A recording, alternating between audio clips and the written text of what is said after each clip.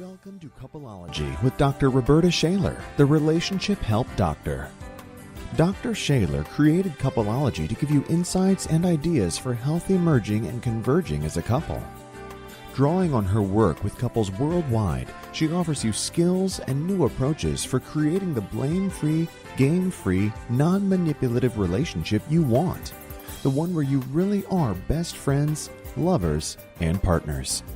Here's Dr. Rhoberta Shaler. Hi, I'm Dr. Rhoberta Shaler, the relationship help doctor. And many people like to argue, or at least it seems they like to argue. They almost seem to get a kick out of it. And then some people really enjoy hurling insults, and they call it humor. Have you noticed that? Sarcasm is one of the lowest forms of anger. I don't know if you've ever heard that, but it is. It's a way of taking pot shots without really being caught, without really being exposed. Because if you take a pot shot at someone or make a sarcastic remark and the person says, ouch, many people who are sarcastic say, oh, I didn't mean that, I was just kidding, or you have a thin skin.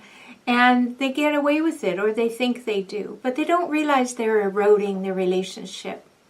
So are you looking for a fight, or are you trying to set things right? When you're arguing with your partner, or when you find that there is the same argument over and over about the same thing, or when you just seem to be picking at each other all the time, you never seem to be receptive, you always seem to be kind of pushing each other away, you have to ask yourself that question, because it's within you to choose whether you're going to fight or you're going to stop it. You ask yourself that question, am I looking for a fight, or do I want to set things right? It's not about the other person, it's about you.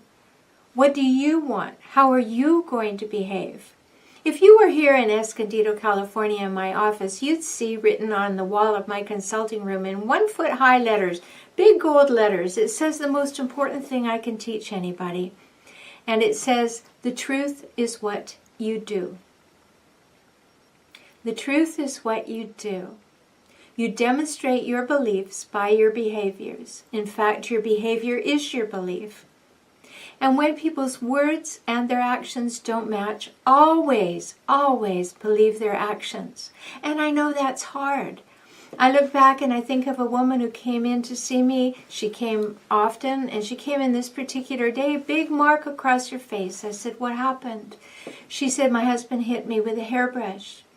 I said, oh, so what was going on? And she told me, and I said, well, that doesn't seem like he loves you. And she said, oh, yes, he does. Oh, yes, he does. I said, how can you look in the mirror, see this big mark, and say your husband loves you? He said, well, he brought me flowers and told me he loved me 3 weeks ago.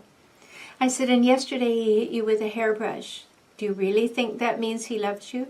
Believe the behavior. We like to believe the words because then we don't have to do anything. But let's get back to our part in the fight. We can withdraw at any time. I teach a lot of anger management classes here, and it's always a surprise to people to realize that anger is both a habit and a choice. You don't have to go there. You have more control over yourself than that, and if you don't, you can get it. It's very important to understand how much control you have, and you do not have to be throwing out one-liners and blindsiding people, and you don't have to make sarcastic remarks, and you don't have to jump in when someone else does. You're in charge of that. So are you looking for a fight, or are you trying to make things right? I was doing a video series not long ago with John Gray, and it was moderated by Charles Orlando. We were talking about this very thing, and Charles said, oh, well, for my wife and I, we have a rule. There's only one crazy person allowed at a time. So if one person's going off like a Roman candle, the other one can't. So there's a good rule. Don't join in. It's not that you want to ignore them or make them feel left out there with all their feelings hanging out, but don't join in. Say, what can I do? How can I help you? Or, I don't think I have any part in this. But don't go looking for a fight. Because if you are, it's probably masking issues that really need your attention when neither of you are angry. It's so easy to fall into old patterns of arguing, just like you perhaps did with your siblings or with your parents or whatever. And it becomes a habit, just like anger becomes a habit. So it's worthwhile finding out how not to do that. I'm sure you'd agree. It takes a whole lot of energy and you don't feel great afterwards. So many times people come to the anger management class and I say, why are you coming? Some of them, of course, are sent here by the court, but why are you coming? And the most frequent answer I hear is, I don't like myself after I get angry. I'm not happy with myself. Well, that's good, because you can change. And if you have gotten into a habit in your relationship of fighting with each other, bickering, taking pot shots, then know that you can change. One person can change. Both people ideally can change. All you need is a little bit of information and some good relationship help to do that. I have a little ebook that you might want to read, which are the 10 absolute essentials to keep anger from managing you. You can see that at my website under the shop navigation tool. So think about it. Are you looking for a fight, or are you trying to make things right? Which direction are you going in your relationship most of the time?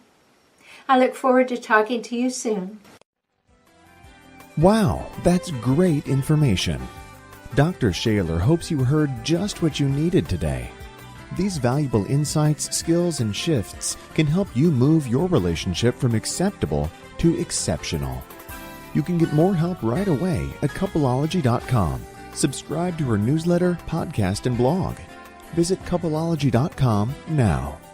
Until next time, Dr. Rhoberta Shaler, the Relationship Help Doctor, reminds you to look at yourself and your partner with kind eyes, a warm heart, and an open mind and say, I choose you.